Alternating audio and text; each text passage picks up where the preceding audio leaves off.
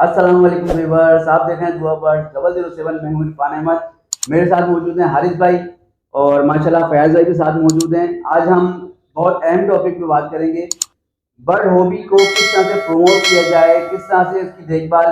अब जैसे जैसे न्यू फेंसेस मार्केट में आ रहे हैं ना, तो खासकर जाल वाले और मार्केट में लोग खड़े हैं, उनको देख के ना वो परेशान है कि मार्केट में आते हैं तो जाल प्राइस कुछ और होते हैं, ब्रीडर के पास जाते हैं प्राइस कुछ और होते हैं, हाई होते हैं। तो उस पे हम कैसे बर्ड हॉबी को प्रमोट करेंगे, और जब न्यू पेंसिल आता है उसको बर्ड लेने के लिए कि बर्ड में क्या चीज देखनी पड़ती है, तो वो सब चीजें हम आज बात करेंगे हारिस भाई से। तो माशाल्लाह सबसे पहले तो भाई अस्सलाम वालेकुम, वालेकुम कैसे हैं सलाम। आप? शुक्र है अस्सलाम मालिक का, आप वालेकुम। सुनाएं। तो भाई आज बहुत शुक्रिया, आपने हमें टाइम दिया हमारे व्यूवर्स के लिए। तो ये चंद अहम बातें हैं जो बहुत अहम है हमारे न्यू फेंसियर्स के लिए, खासकर जो हमारे न्यू व्यूवर्स हैं, तो उनके लिए क्या कहना चाहेंगे बर्ड हॉबी को प्रमोट करें, और साथ साथ बर्ड जब लेना तो क्या चीज उनको देखनी चाहिए, बेसिक चीजें उनको क्या बताऊं?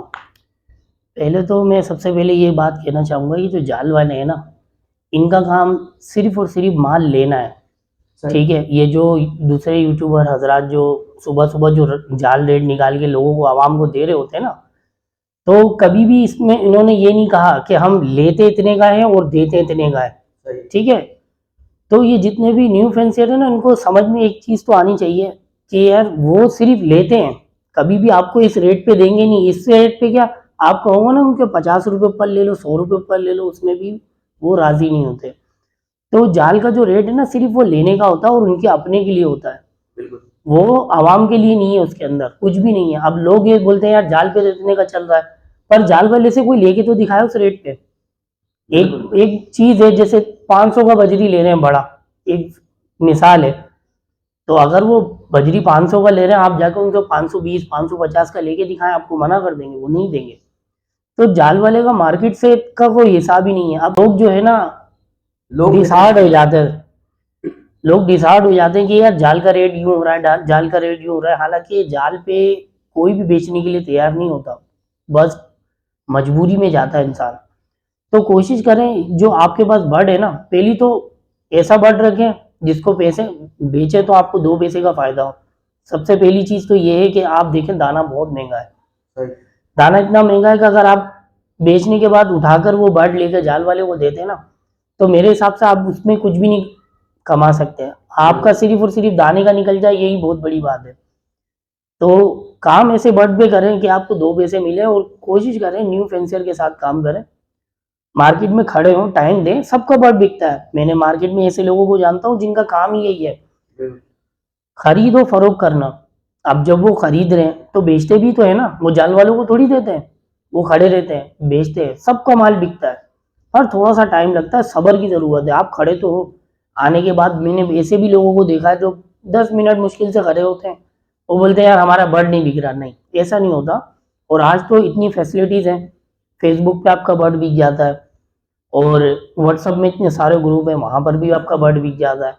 तो परेशान होने की जरूरत नहीं है। और बहुत सारे लोगों ने तो तोतों का काम ये अभी देखा है, बर्ड का काम। मेरे घर में 45 साल से ये काम है, 45 साल से, क्योंकि मेरे वालिद साहब बचपन से ही काम कर रहे थे। मेरी आंखें खुली, मेरे घर में हर बर्ड मौजूद था, कॉकटेल्स, लोटिनो, फिशर, उस वक्त तो यही होते थे। और आज जो है ना, न्यू फेंसर ने अपने ऊपर हैवी कर लिया इस काम को। उसकी वजह सबसे ये है कि लोग जो है ना, दूसरे को देख के उसके पीछे भाग रहे हैं। आप आज देखें दाना कितना महंगा हो गया है।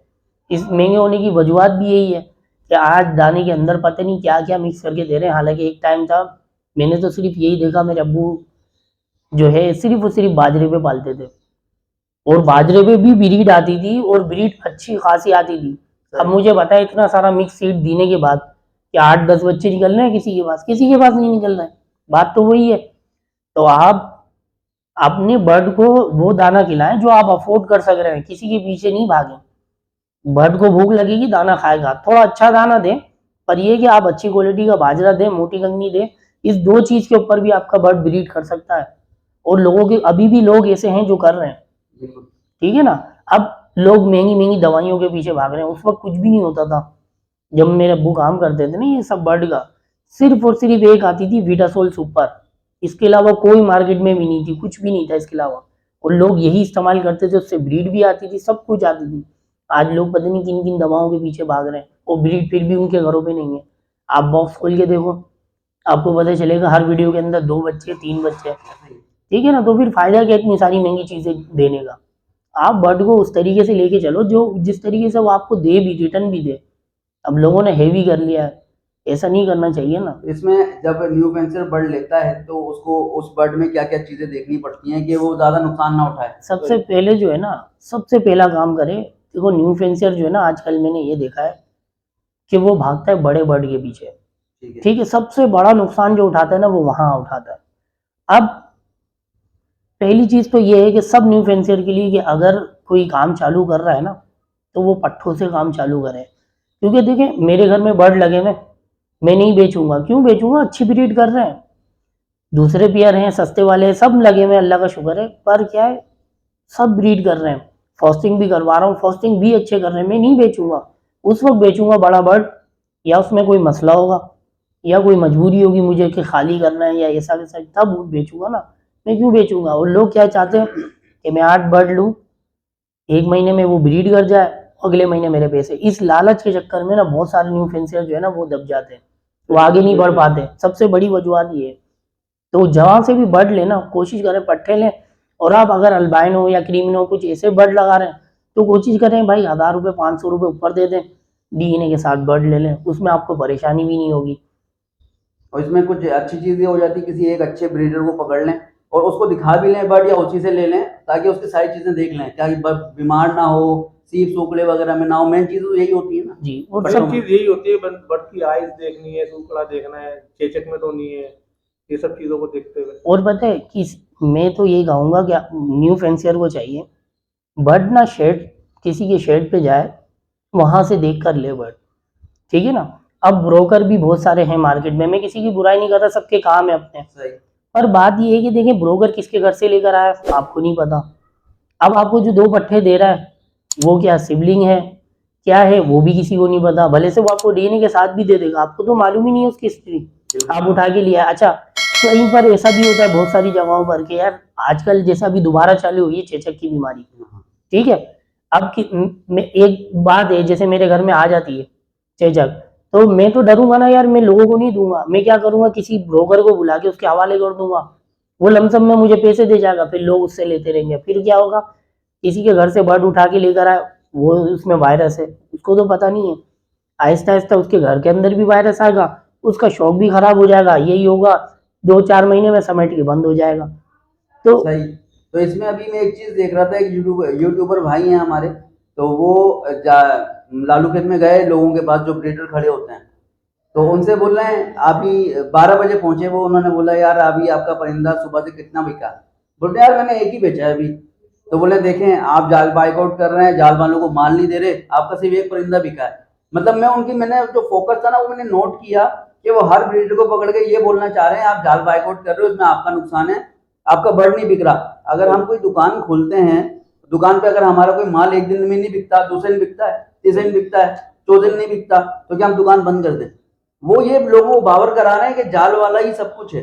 नहीं, जाल वाला सब कुछ नहीं है, क्योंकि जाल वाला कुछ भी नहीं कर रहा। देखिए आप मेरी बात सुने, एक बर्ड ब्रीड कराने में ना बड़ा टाइम लगता है। हम सब जितने भी ब्रीडर है ना, जो बर्ड को समझता है, वो सबसे पहले काम क्या करता है, वो पट्टे खरीदता है, फिर उन पे 6-7-8 महीने पूरा साल भी लगता है। फिर जाहिर सी बात है, फिर इसके साथ बहुत सारे खर्चे हैं।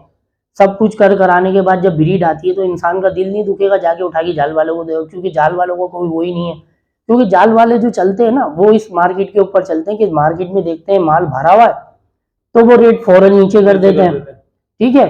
और फिर आप उनसे सवाल करोगे तो वो क्या कहेंगे कि पीछे से ये ऑर्डर है, और वही माल देखेंगे ना वो मार्केट में शॉर्ट है तो यही जाल वाले फौरन ऊपर कर देंगे रेट।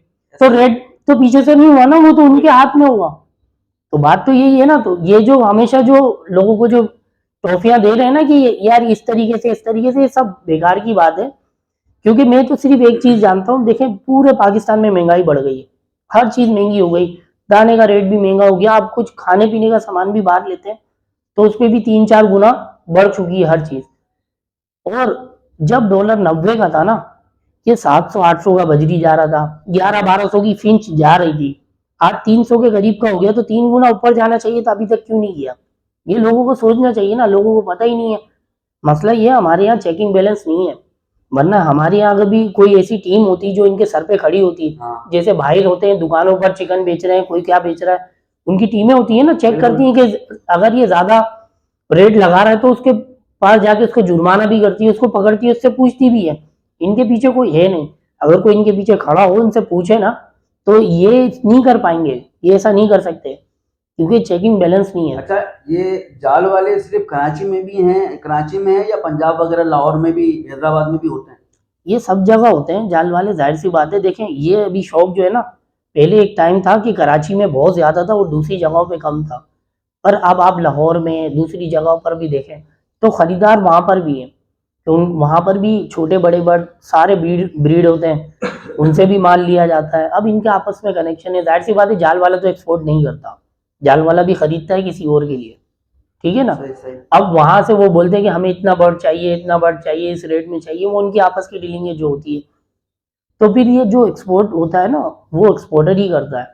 अब इधर भी हैं उधर भी हैं, सब जगह है, पर ज्यादातर जो माल जाता है ना वो कराची से जाता है, ठीक है। यहाँ तक कि इंपोर्ट भी होता है ना तो कराची में पहले बर्ड उतरता है, ठीक है, यही है। चलें व्यूवर्स, अब इजाज़त लेते हैं हारिस भाई से, और माशाल्लाह बहुत अच्छी इन्फॉर्मेशन उन्होंने शेयर की, और आप लोग लाजमी वीडियो पूरी वॉच कीजिएगा, और जो लोग नए हैं मेरे चैनल पे वो मेरे चैनल को सब्सक्राइब कीजिएगा। तो अब अभी इजाज़त लेते हैं हारिस भाई और फयाज भाई से, इंशाल्लाह फिर अगली वीडियो में मुलाकात होगी, तब तक के लिए अल्लाह हाफिज़। अस्सलाम वालेकुम।